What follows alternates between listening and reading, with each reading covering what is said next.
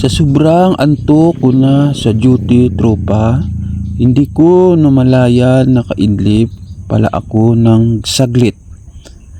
Pero habang ako'y nakapikit, may narinig akong umiikot sa paligid ko. May tunog, mabigat, dahan-dahan. Hindi ko mapaliwanag kung ano yun, tropa. Sa isip-isip ko, baka kaprito. Kahit puyat na ako, hindi talaga ako mapakali. Parang may nakamasid, parang may kasama ako sa gubat. Kaya nagising ako bigla. Tumayo at inikutan ang buong paligid.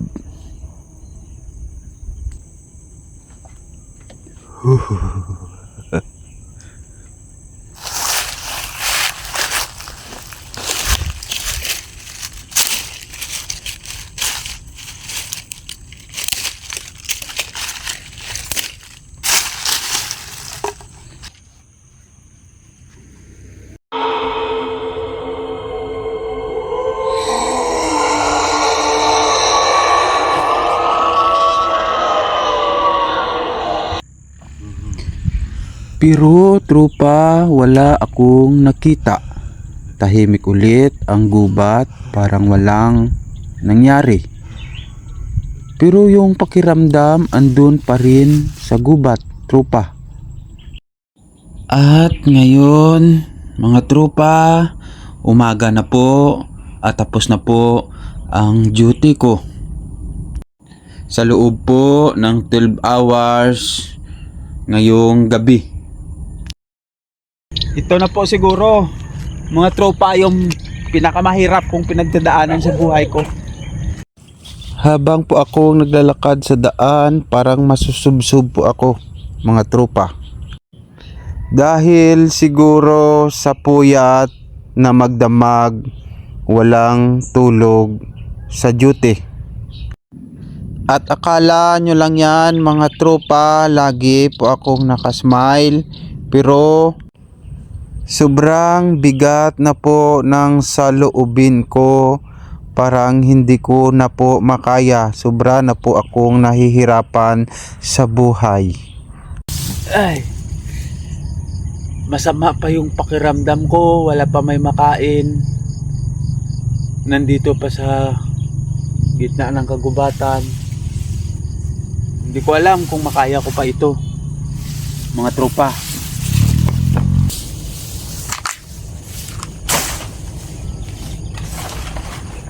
Maghanap po tayo ng kahoy na pwede pong panggatong. Baka mamaya po swertihin po tayo sa pag-iikot dito sa gubat, makahanap po tayo ng pagkain. Habang po ako nagtataga ng kahoy, nag-iisip po ako kung saan po ako pupunta para po makahanap ng pagkain. Kahit bungang kahoy lang po dyan, alamang ugat tulad ng mga kamuting kahoy, o di kaya bunga ng saging, o di kaya nabubuhay dito sa bundok tulad ng mga palaka, manghanting po ng ibon para lang po may makain at makasurvive. Naghahanap tayo ng makain. Nakarating na po ako sa dulo ng gubat at nakita ko na po ang nag-aalaga ng baka. At ngayon po, bumalik po ako sa kabilang side sa gitna ng gubat.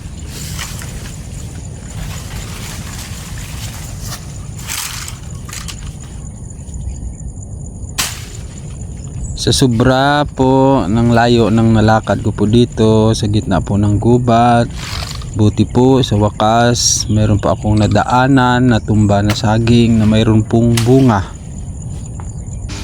At bigla naman po akong nabuhayan ng loob dahil po makakasurvive man po ako sa araw na ito sa gutom. At ito po yung pang-araw-araw ko na buhay dito sa gubat. Araw-araw lang po survive. At ako po ay isang security guard survival po dito sa gitna ng gubat. At ako po ay masaya habang po naglalakad, dala-dala po yung saging at yung kahoy. Naghahanap po ako ng malilim na puno ng kahoy at doon po ako magluto. At habang po nagsisibak po ako ng kahoy, may naalala po pala ako na mayroon po pala binigay na spaghetti po sa akin si UM noong Pasko. At ito na lang po siguro ang lulutuin ko ngayon para po makatikim man lang akong masarap na pagkain paminsan-minsan. At ito po yung spaghetti, dadalhin ko po sana sa aking pamilya at doon ko po ito lulutuin para po yung pamilya ko makakain naman po sila ng masasarap. Sabay po kami. Pero dahil lagi lang po saging yung kinakain ko dito sa gubat, napilitan po akong lulutuin po itong spaghetti para kahit paminsan-minsan po masaya naman po ako na kumakain na masarap. Hindi po talaga basta-basta po ang pinagdadaanan ko dito sa gitna ng gubat bilang nagbabantay po. Ito na po ata yung lugar na pinaka-misteryoso. I mean po, maraming mga kapre, mga aswang, mga engkanto na sa paligid po dito naririnig ko. At kahit tanghali pong araw, narinig yung balahibo ko, may naririnig po ako iyak ng bata, iyak ng nanay na matanda. Ganun po yung nararanasan ko dito sa gitna ng kagubatan na po ito. At maliban pa po niyan, mayroon po din mga malalaking ahas, makamandag po na ahas sa paligid na nakatira po dito. At ganun pa man, nagmamadali po akong maluto itong spaghetti. Dahil po, gutom na talaga ako. Nanginginig na po ako sa gutom dahil po kagabi hindi pa po akong kumain.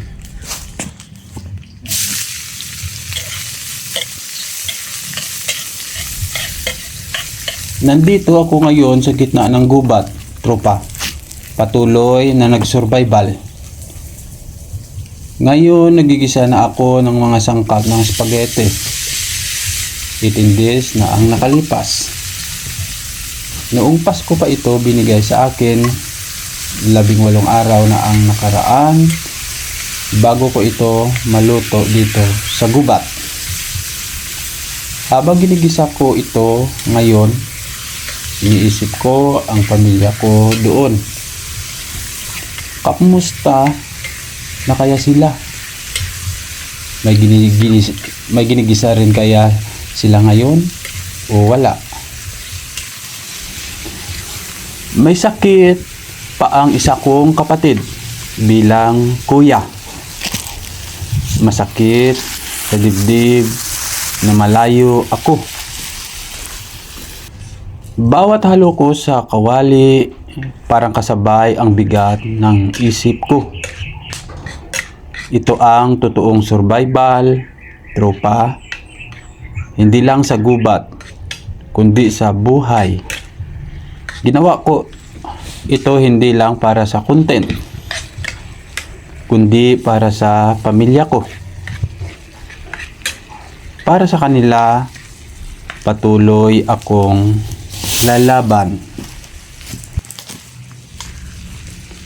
Ginawa ko ang survival na ito hindi dahil gusto ko ang hirap, kundi dahil kailangan kong lumaban para sa pamilya ko. Ipinakita ko ito para makita ninyo ang totoong buhay. Walang arte, walang edit, puro laban. Sa tuwing napapagod ako, iniisip ko ang kapatid kong may sakit. Siya ang lakas ko para magpatuloy. Kahit mag-isa ako dito sa gubat, hindi ako pwedeng sumuko. Marami ang umaasa sa akin. Ginawa ko ito ngayon para balang araw hindi na ganito ang buhay namin. Ginawa ko ang survival na ito hindi lang para sa content. Ginawa ko ito para sa pamilya ko, para sa kapatid kung may sakit, at para ipakita na kahit gaano kahirap ang buhay, hindi dapat sumuko. Sa wakas, tropa, luto na ang spaghetti ko. Wala akong plato rito. Kaya sa dahon ko na lang ito nilagay. Ganito talaga ang survival. Kahit simple, basta may makain. May kasama pa itong kaunting fruit salad.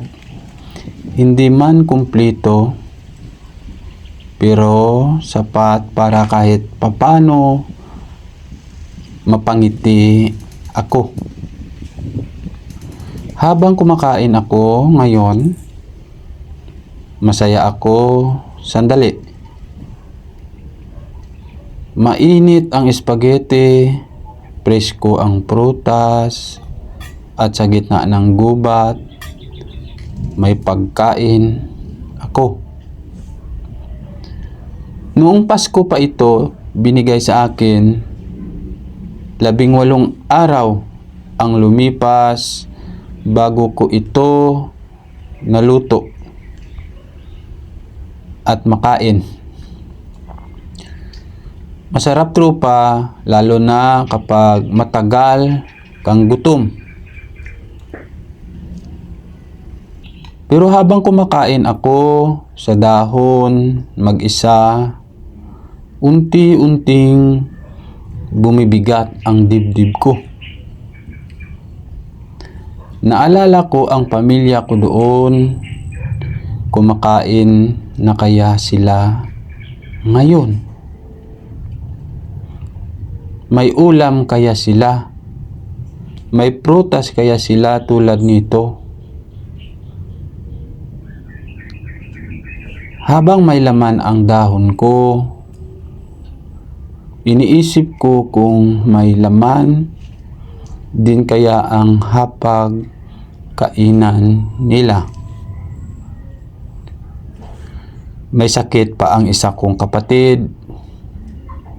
Hindi ko alam kung makakain ba siya ng maayos, kung may lakas pa siya ngayon.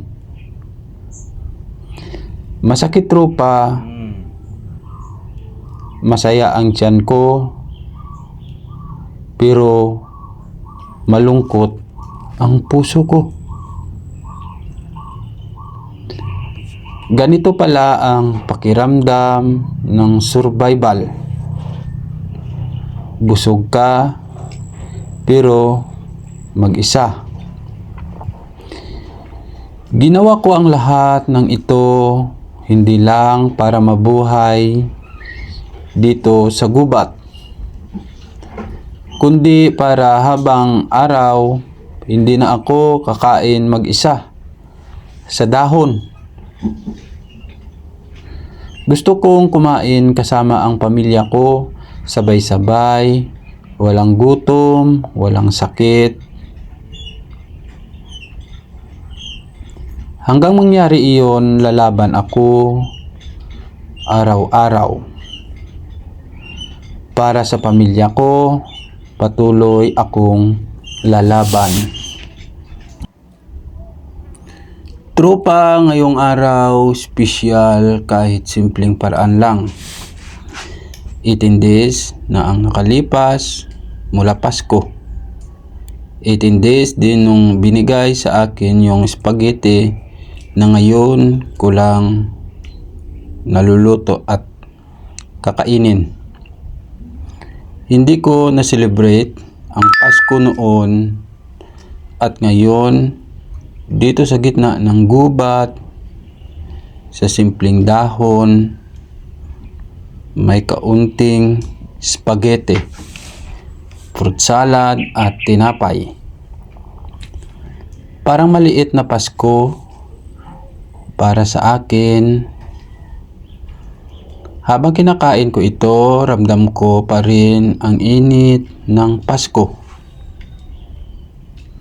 Kahit mag-isa, kahit malayo sa pamilya ko. Iniisip ko ang pamilya ko doon. Kamusta na kaya sila?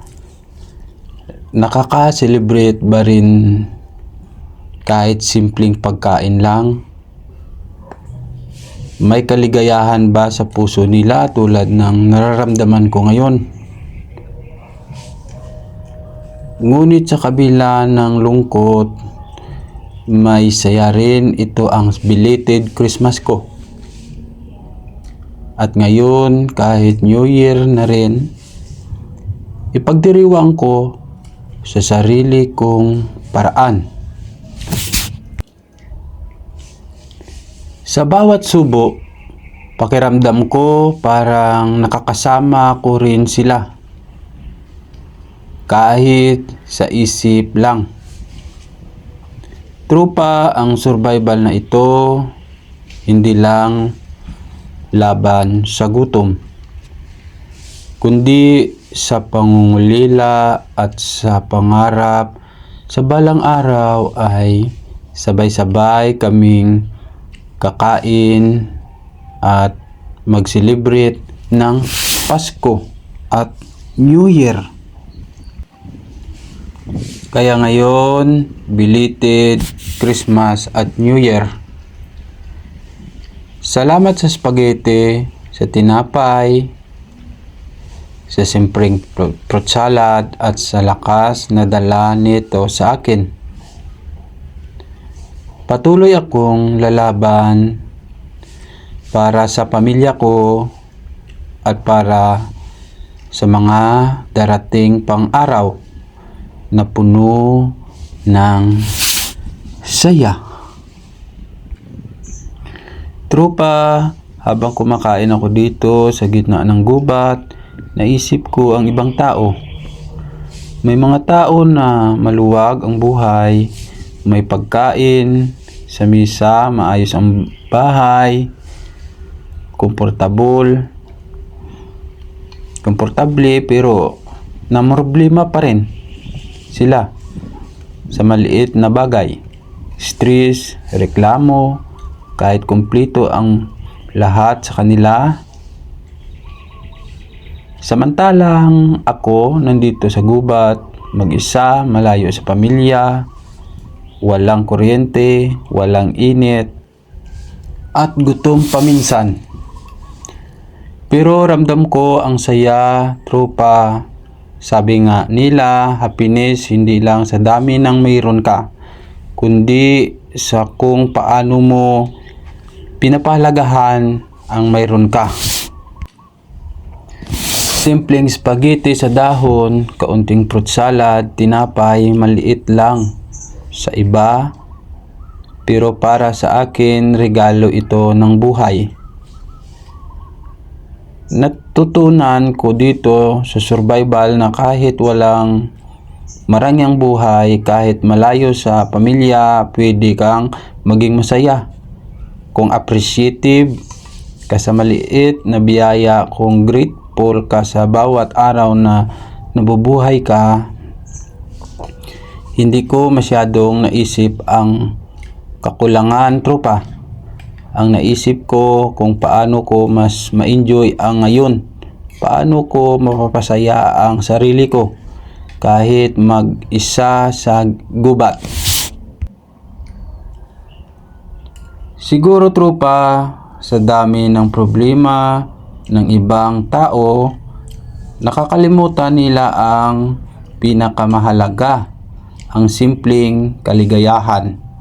Pero ako, kahit survival, ramdam ko ang tunay na saya.